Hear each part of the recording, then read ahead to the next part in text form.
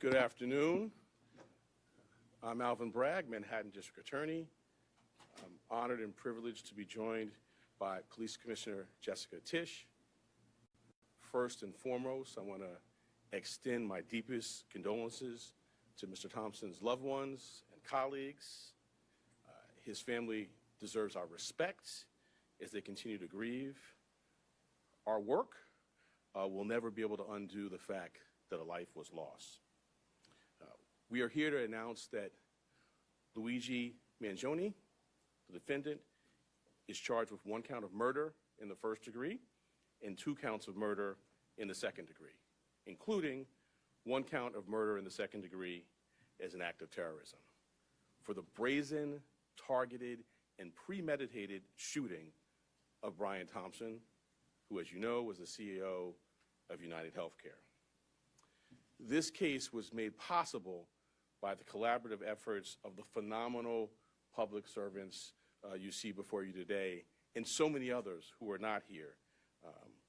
I'm honored to lead the Manhattan District Attorney's Office and privileged to serve alongside Assistant District Attorneys Joel Seidman, Kristen Bailey, and Zachary Kaplan, who were working from the outset, hand in hand, with the greatest police department in the world. The chief of our trial division, Lisa Del Pizzo, and the deputy chief, Chris Prevost, provided sage oversight and direction. And I want to acknowledge our high technology analysis unit. There was a lot to be processed here. Steve Moran, in particular, who heads that, and Marco Popic. We are privileged here at the DA's office to work every day with the phenomenal public servants at the NYPD. It has been a distinct pleasure to work besides Commissioner Tisch, an exemplary partner, and Chief of Detectives Joseph Kinney. Almost every day we're in touch, and his leadership is second to none. And then Deputy Commissioner Rebecca Weiner, who, as I tell her, there are a lot of challenging things happening in the world, and I sleep better at night knowing that she is the Deputy Commissioner in charge of terrorism. The detectives on this, out doing the courageous frontline work, Detective Oscar Diaz, Detective Curcio, exemplary, the finest. It wasn't just those of New York. I want to acknowledge the great work of our partners in Altoona, the Altoona Police Department, the Blair County District Attorney's Office, the governors of New York and Pennsylvania, the FBI, and of course, the brave members of the public who answered the call when our great commissioner put out the call for their assistance. This was a frightening, well-planned, targeted murder that was intended to cause shock and attention and intimidation. It occurred in one of the most bustling parts of our city, threatening the safety of local residents and tourists alike, commuters and business people just starting out on their day. Let me say a bit more about the charges. They include 1 count of murder in the first degree as a killing in furtherance of terrorism, 2 counts of murder in the second degree, 1 charging that the killing was done as an act of terrorism, and the second pertaining to the fact that the killing was intentional. The maximum penalty possible for murder in the first degree and murder in the second degree as an act of terrorism is life without parole. The maximum penalty for murder in the second degree is 25 years to life. There are additional counts as well. A number of criminal possession of weapon charges, 2 counts in the second degree, 4 counts in the third degree, 1 count in the fourth degree, and a count of criminal possession of a forged instrument in the second degree. Let me tell you a bit about the facts. On November 24th, we allege that the defendant arrived in New York City to murder Brian Thompson.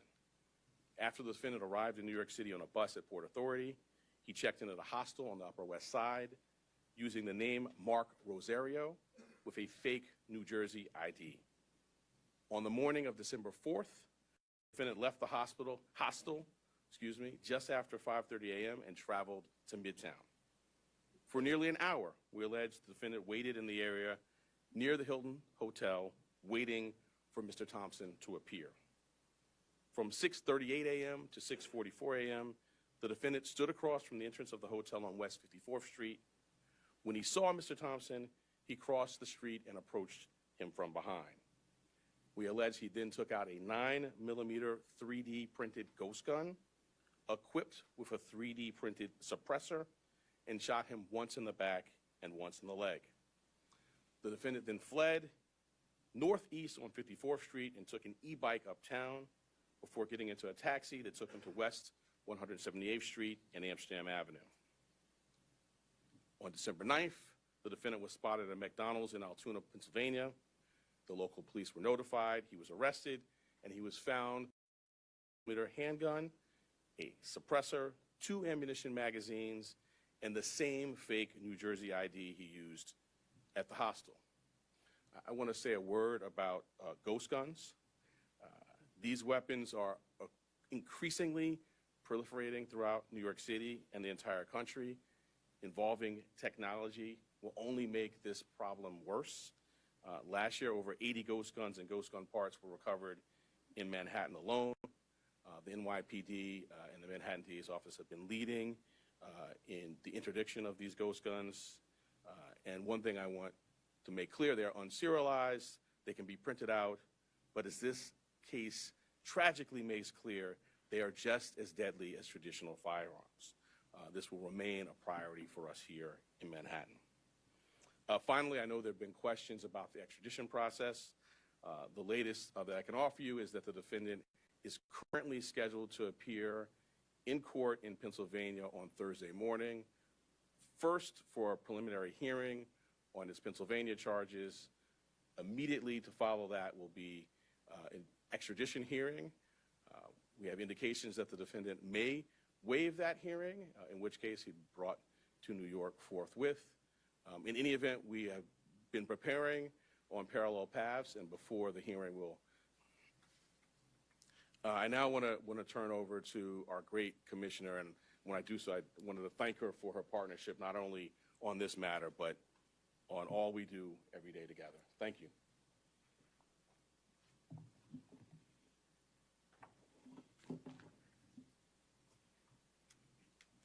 Good afternoon, everyone. Today's indictment brings us one step closer to securing justice for Brian Thompson and his family and affirming the primacy of the rule of law in the city of New York. NYPD detectives worked tirelessly to piece this case together, and along the way, the Manhattan DA's office made sure we had every legal tool available to us.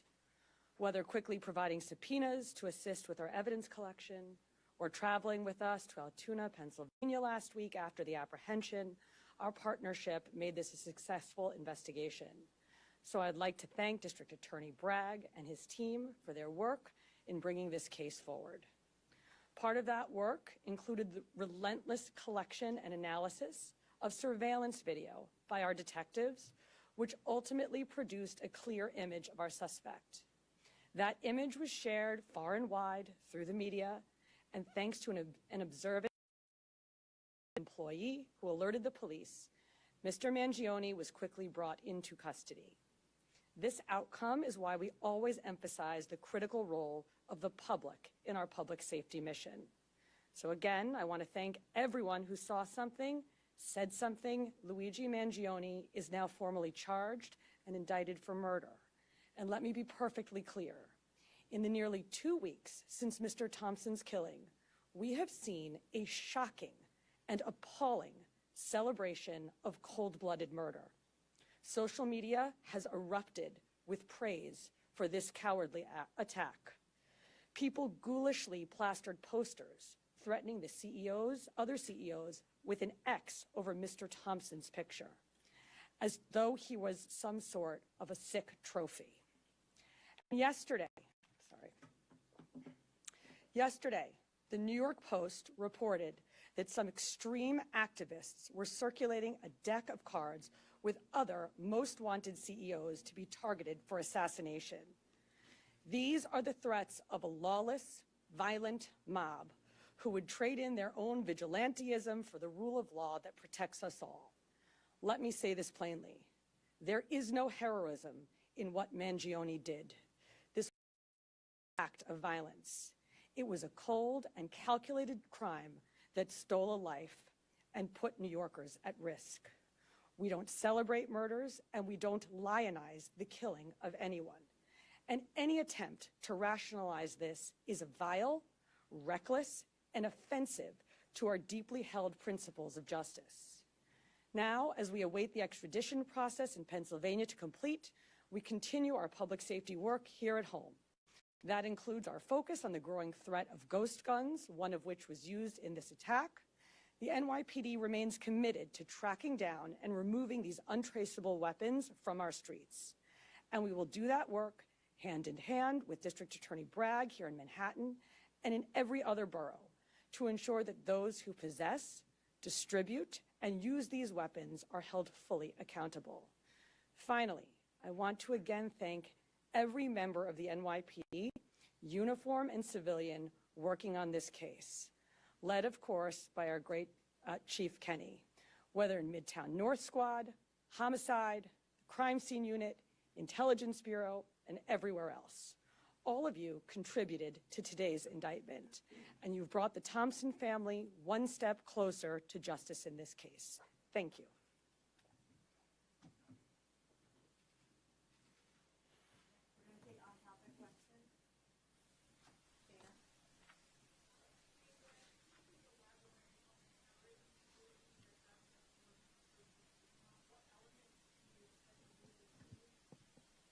Sure. So, in its most basic terms, this was a killing that was intended to evoke terror.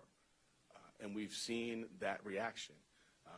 The statutory elements we can go into, but this was not an ordinary killing, not to suggest that any killing is ordinary. But this was extraordinary, and the New York State Legislature has set out both the paths that we talk about, both the murder one and murder two. And this, we allege, is certainly squarely within those statutes, which talk about exactly what we saw happen here.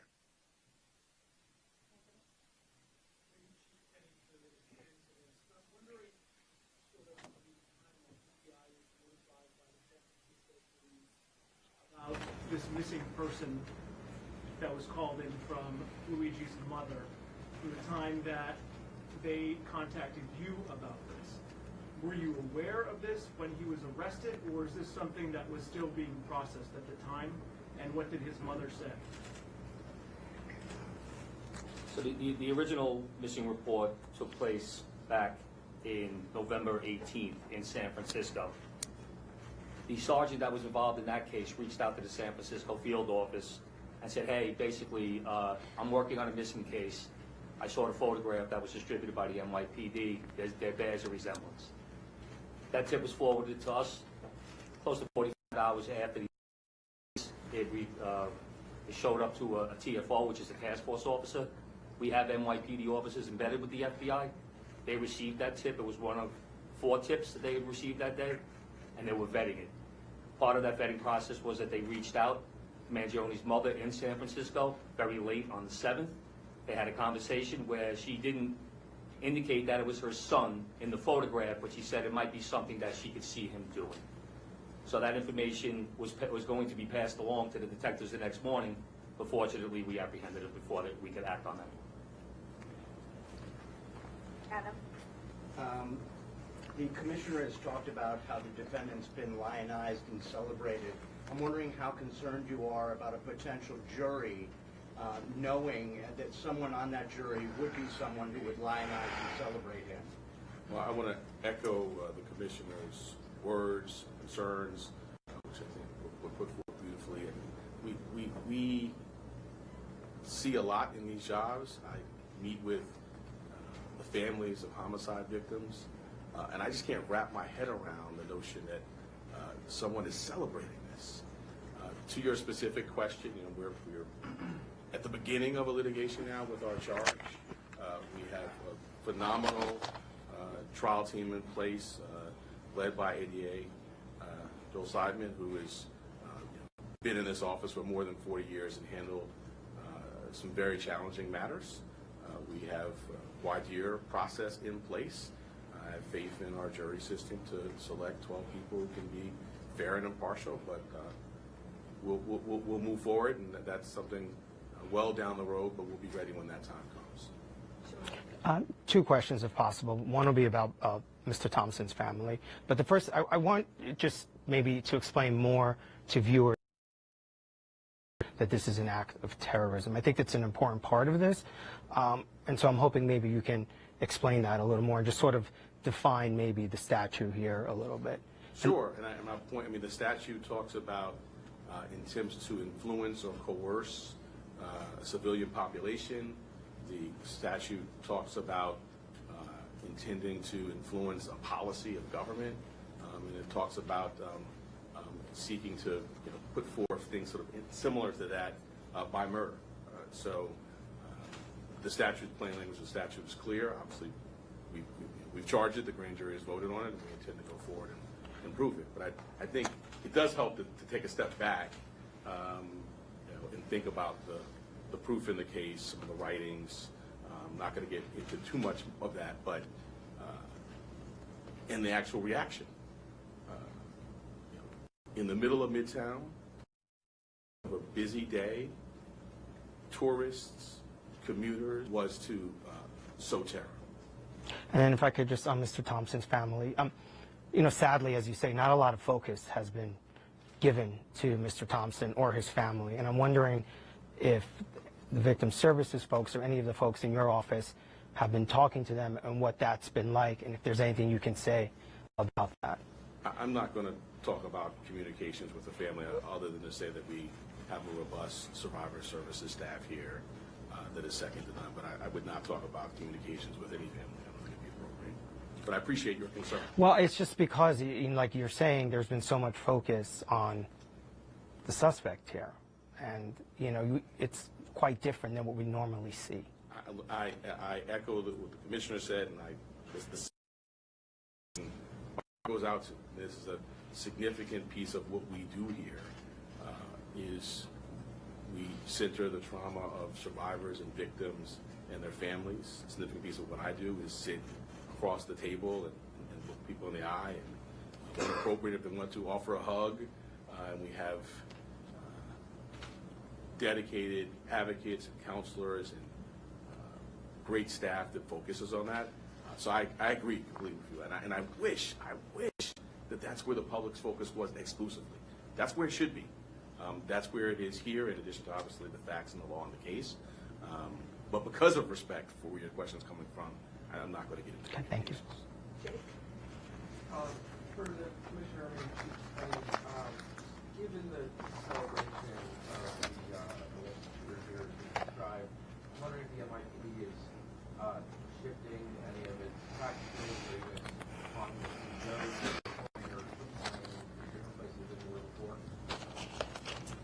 Yes, absolutely, and we've seen a real, not just from CEOs, but from corporations broadly, and so going back to the DA's point, the intent to intimidate or coerce a civilian population, which is, of course, at the root of our state terrorism statute, is very much borne out in this reaction, and for good reason. We've had a torrent of online threats. We've had real-world activity that the police commissioner flagged, which is abhorrent, and it causes concern. So we have done a lot to work with corporate security partners with whom we partner on a daily basis in this city, at the city level, at the state level, trying to make sure that everybody has the best practices that they need, that they know where to flag not just general ambient concerns, but specific threats that they might be receiving that a few weeks ago they might have written off as just noise in the online environment, that they now take seriously. So these are ongoing conversations that we have, and thanks to all the work that we do together every day, we're quite confident that concerns and threats are going to be appropriately directed our way. We're going to take two more. Yep. Can you describe just how rare for your office to charge with first-degree murder? There has been some talk about how that is reserved for very specific cases in Manhattan. And also, if you could speak to the statements made on the record by the suspect that inform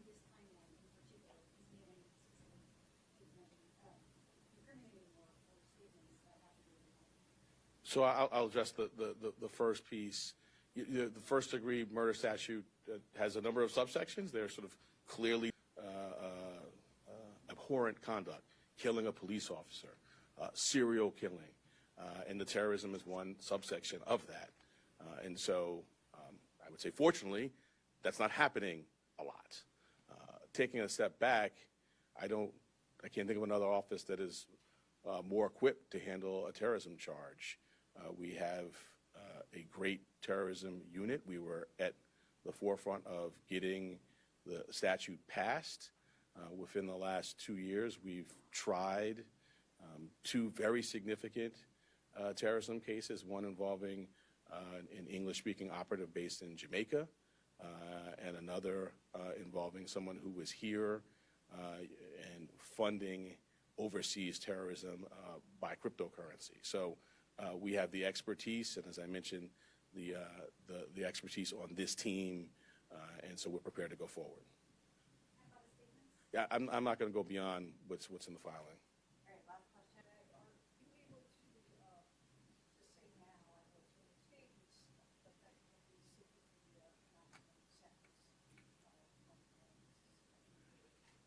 So as a matter of practice, I don't talk about sentencing outside of court as a first matter, and certainly not at the initial stages of a matter. But I think you can tell the seriousness with which we take this matter by the way in which it's charged.